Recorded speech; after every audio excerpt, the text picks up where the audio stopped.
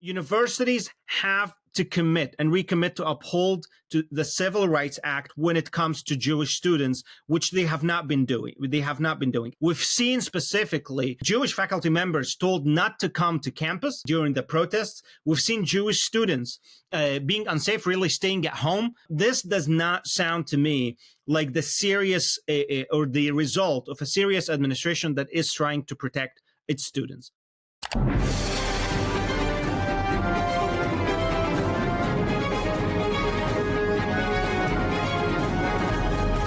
Welcome back to another episode of Israel Under Fire. I'm Dan Diker, president of the Jerusalem Center for Public Affairs. Today, what is this red-green tsunami, this tidal wave of radicalism, extreme ideology tearing through American campuses and really burning up some of America's greatest institutions of higher learning? No one better to discuss this than Hussein Mansour, Washington-based analyst and JCPA Diplomacy and Research Fellow based in Washington. Hussein, great to have you with us on the program. American university campuses are self-immolating around what we call the red-green alliance, which here we're calling the red-green tidal wave of ideological and religious extremism, radicalism, and fervor. How do you understand this meeting between radical Islamism or extreme Islamism and radical secularism, Maoism, communism on American campuses, all enshrouded in kafiyas? Thank you for having me here, Dan. Tidal wave is right. What's going on today on campuses, first of all, a lot of things happening at the same time. It's basically a threshold in which a lot of trends that have been building up for quite some time are creating this moment that we are currently in. Some of these trends are old, they go back to the 60s and 70s, and some of them are new, a result of a certain climate of radicalism that overtook the United States, especially young people, I would say, in the last 10 years. The relationship between leftist ideologies, whether all the varieties that you've named some of Marxism, whether Maoism, communism, so on and so forth, and of Islamist ideologies that started to rise to power and dominance in the Middle East, particularly in the 1970s, go back to that era. It's actually not new. A lot of people, the term itself, the Red-Green Alliance, I think it was termed around that era, around the 1970s. And it was a kind of intersectional is a new word, but back then the concept existed, especially with the Maoists, which is kind of the solidarity of all global struggles against the Western capitalism. So naturally, Islamist ideologies acted as allies to leftist ideologies, given the fact that they were both shared some of the primary drives in terms of hostility to the West, hostility to nationalism, hostility to capitalism, hostility, of course, to the United States, hostility to Zionism, so on and so forth. We saw this particularly come into play, for example, right before the Iranian Revolution. It actually resulted in the Iranian Revolution. So some of these relationships, as I said, go way back. What you did have in the last 2 decades, you had new forms of Islamism, I would say starting from the 90s, sprouting on Western campuses of new generations of Muslim immigrants in the West, and also new kinds of Western native leftist ideologies. We're not talking about Mao, we're not talking about Soviet influence, we're talking about things that are mixed with a lot of liberal ideas that kind of organically did form on American university campuses. And basically, just for the sake of brevity, you can see them in becoming the progressive and the intersectional movements. And they grew together and they became very close. That American Islamism always saw itself as part of this new progressive coalition. The progressive coalition also saw this American Islamism as part of it. So these are some of the ideological trends, but there are other non-ideological factors, I think, that must not be missed. The issue of foreign funding from many Arab states for the past few decades should not be ignored. You mean of campuses of university Middle East programs? Yes, campus Middle East programs started from the 90s. Gulf wealthy states. By the way, a lot of the Gulf states that changed course stopped this. The exception is Qatar. Qatar has some of the strongest institutional ties with the universities in the United States. But before that, Saudis did this, the Emiratis did this. Of course, they are very different today. I'm very proud of the change that they made, but just for the sake of the historical record, the headquarters in Caire, somewhere in the East Coast, was paid for at one point by the UAE before the UAE becomes the bastion of anti-Muslim brotherhood force that they are today. So the issue of foreign funding was always there. We're talking not just funding the universities, funding Middle East programs, funding Islamist groups in the United States, and these things were always related. That is, you always had university students who were also engaged in Muslim activist groups that had some ties with the Muslim Brotherhood. So this issue has also been there for quite some time. Now, then you come, of course, to the climate of radicalism that the United States in general, this has nothing to do specifically with the Middle East or with Middle East studies programs or foreign funding, is something that happened just nationwide. We saw this actually coming to probably its climax in the summer of 2020 with the George Floyd protests. During that time, universities and university administrations, I'm not here just talking about the radical faculties that espouse a lot of these Marxist, anti-Zionist, and anti-capitalist theories. I'm talking about the school administrations themselves. They started marketing themselves as hubs of activism and social justice. I mean, if you go to the Yale admission page, they have it on the admission page. You know, if you're going to fill out an application, we want you to know that we want people with social justice consciousness, activists. That's the Yale admission page. Here you have a situation on university campuses today of America flag burnings, of statements against the United States that are masked as statements calling for genocide against the Zionists, the murders of Jews, the disappearance of Israel. From the river to the sea, Palestine will be free, as the Hamas covenant calls for in 1988. And all of this is sort of directed at Israel. But what you've pointed out in this first segment, it represents an intersectionality of hatred, which is really exploding against the United States. Basically, what Israel finds itself in the middle of a major protest movement. As I said, some of the trends have been building for years. Some of them have to do with the mood of radicalism and anti-establishment and anti-racism and anti-racist activism that's been going on for quite some time. And all of it is actually directed at the United States. The United States is seen as the force of structural racism, both domestically and internationally. It maintains a system of white supremacy, both at home and abroad, so to speak. That's how these radicals viewed, and this is how these kids are indoctrinated in the classroom.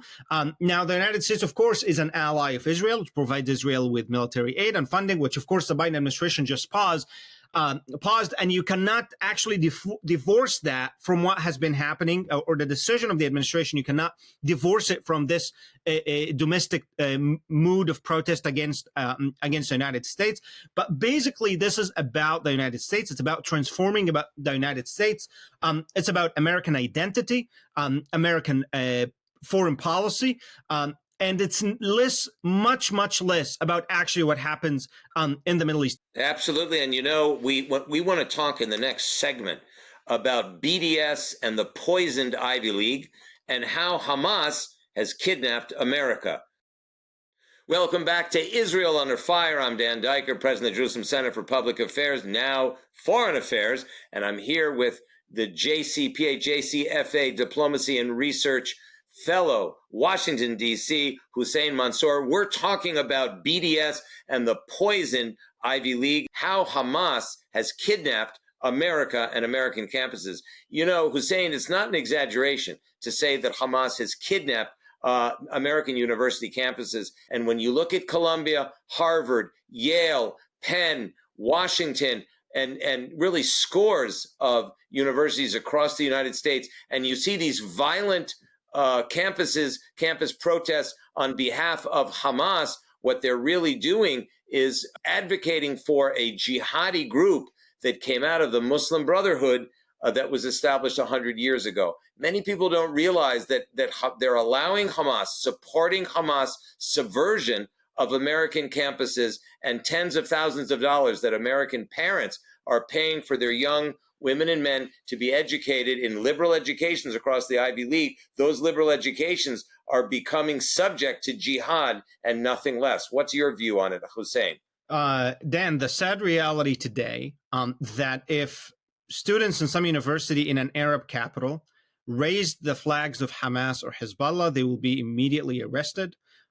These flags would be taken, and there will be a major security investigation of if these students actually have any ties to these terrorist organizations.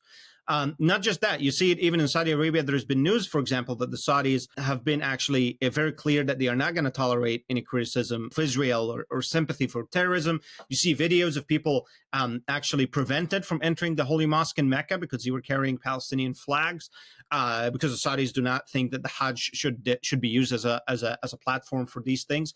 It's actually quite remarkable to see the behavior of these Arab states, whether in the UAE, whether in Bahrain, whether in Saudi Arabia, in contrast to what's been happening in Western cities and on Western universities. So basically, Hatem Bazian is actually calling for a violent uprising, subversion of the United States. We don't need to speculate. Hatem Bazian has, if you go to, let's say, the Canary Mission website, he has a very long list of all the awful and terrible things that he said. And again, it's not, I mean, we're holding him because he is institutionally significant. That is, as you said, he is one of the actual founders of a lot of these movements. He's institutionally tied with the founding of movements like the BDS, Student for Justice in Palestine, and so on and so forth.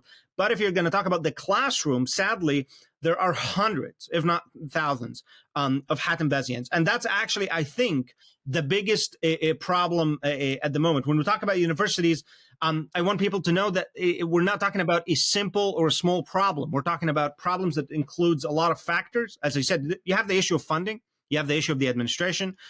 You have the issue of policy. You have also the issue of the classroom itself. That is the actual analytical, ideological content that's being passed to these students. And the students don't understand largely, whether it's Queers for Palestine or, these revolutionary inclined students. Many of them would be murdered within minutes of entering Gaza for their own personal profiles or their own demands for freedom of this or that minority. They don't understand that they're really dealing with one of the most extremist ISIS, Al-Qaeda context groups in the Middle East. This has been a point that has been missed in the American discourse, is that Hamas, by its own admission in these interviews, when they were being interviewed by the Israeli security personnel having been captured in Gaza, are admitting not under any kind of severe duress by Israeli investigators, that they see themselves as ISIS and no less. The point matters for people who have common sense or who think differently. It really doesn't matter for a lot of these radicals, whether faculties or, by the way, the professors who have to deal with, actually have to give us answers for these questions. This is actually does not matter to them. Actually, this is the entire point of intersectionality, is that all struggles are related, all struggles in solidarity, regardless if you know anything about that struggle or not. So that's one of the underlying premises of the intersectional movement and the intersectional theory to begin with. And as I said, this has antecedents in the radicalism of the 1960s and 1970s, already in the period of the rising Palestinian terrorism of Fatah and the PFLP and so on and so forth. You had groups like the Japanese Red Army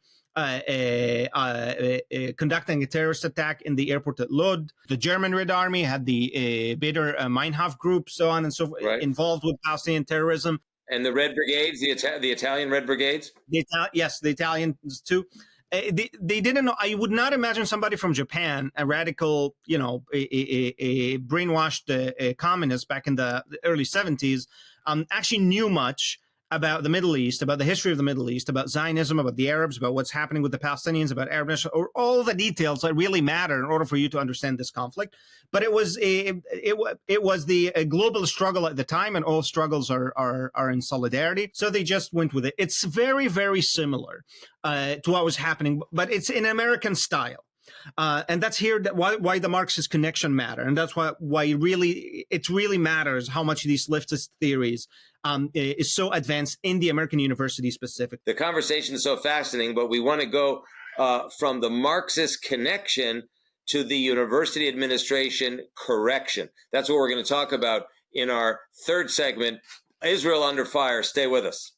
Welcome back to Israel Under Fire. I'm Dan Diker, president of the Jerusalem Center for Public Affairs and Foreign Affairs, and we're here with Hussein Mansour, leading expert on the Middle East, as well as rightist and leftist ideologies. We are talking about the Marxist connection on campus to the administration correction in order to save university campuses.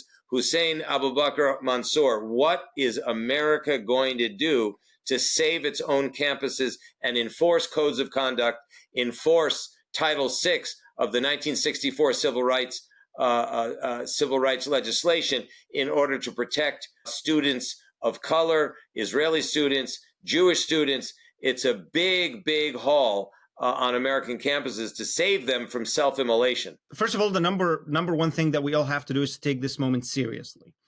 This moment is going to pass. There is no doubt, but there will be consequences. There will be ramifications. There are things that are happening now that will show big results in the future. Just very quickly, the 1968 university protests led to massive social changes in the United States and massive changes in the universities. Individuals like Edward Said, who became a major figure in a lot of the things that we talk about, he himself got radicalized in the 1968. Before 1968, he was uninvolved. He was passing for a WASP. And he didn't want to get involved in any of this. It was 1968 that actually gave him the entry into radicalism. Same thing actually happened over and over. And whenever you have a big movement of radical protest like this. So we have to take this moment seriously and know that we're probably going to see a lot of consequences even 10 years from now. What the university administrations have to do, they have to do a lot of things. First of all, we have to define what is the university. I think the chaos at the moment requires a clear vision of us asking, what is the university? What is the role of the university? And what should the university do? And what are the obligations of the university towards society? Is the university really a hub for activism? Should Yale and Columbia and the universities ask for credentials of commitment to equity and social justice and activism of students who are applying for grad school or other schools? We have to talk seriously about what the university is, what it should be, and what it shouldn't be. The university administrations have to be clear and transparent with their funding, especially foreign funding that they get from foreign actors. And most importantly, universities have to commit and recommit to uphold to the Civil Rights Act when it comes to Jewish students, which they have not been doing. As a matter of fact, we've seen specifically Jewish faculty members told not to come to campus during the protests. We've seen Jewish students being unsafe, really staying at home and taking classes over Zoom because of this. This does not sound to me like the serious or the result of a serious administration that is trying to protect its students. Lastly, and this is, I believe, actually one of the most important things that doesn't get enough attention, we need to actually think about the classroom. This is not just administration anymore. The classrooms have a serious problem, specifically in the social sciences. Middle East studies has been a problem for some time, but whatever happened in Middle East studies early on is now happening everywhere. And we have to think about how we're going to push for ideological diversity and how we're going to force the administrations to hire for this ideological diversity amongst the faculty. And we've seen what happened in George Washington University here in DC. We saw George Washington wrapped in a keffiyeh, and the statue wrapped in a keffiyeh and Palestinian flag. We saw the administration calling for the DC police to intervene because apparently there were calls for beheadings.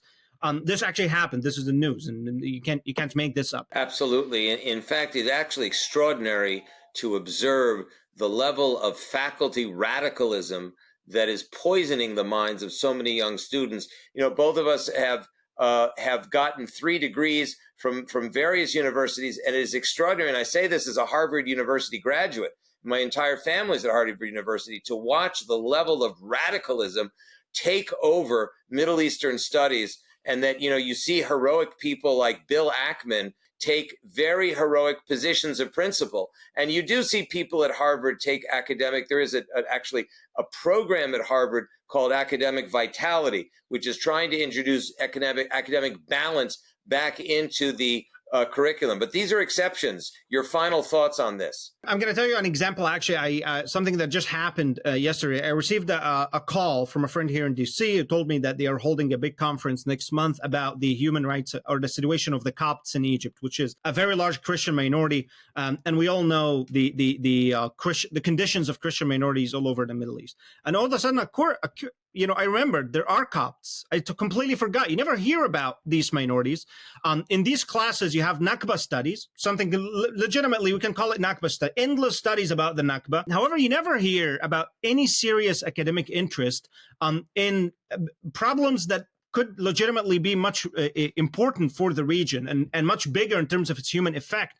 I mean, the Copts in Egypt are about 15 million people. That's much larger than the Israelis or the much larger population than either. But that's exactly what you said. Sadly, the academic enterprise has been hijacked for ideology, for political indoctrination, and political activism against the United States, against Israel, against Zionism. The universities matter a lot, much more than this.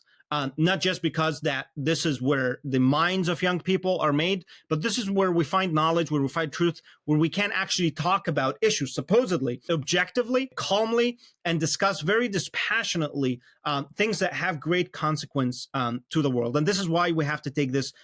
This is one of the reasons. This is not just why, but this is one of the reasons that we have to take this seriously. The other reason is all what's been happening now puts the future of American Judaism under question. What kind of future American Jews have in this country?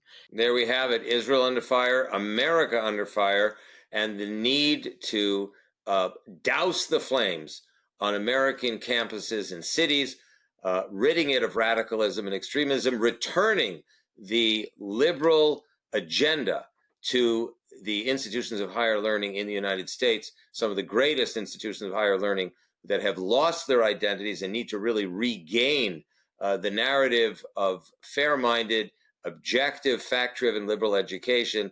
Hussein Aboubakr Mansour, the JCPA, now the Jerusalem Center for Foreign Affairs, Diplomacy and Research Fellow, Washington, D.C. Thank you ever so much. We're delighted to have you with us. This has been another episode of Israel Under Fire. We'll look forward to seeing you real soon.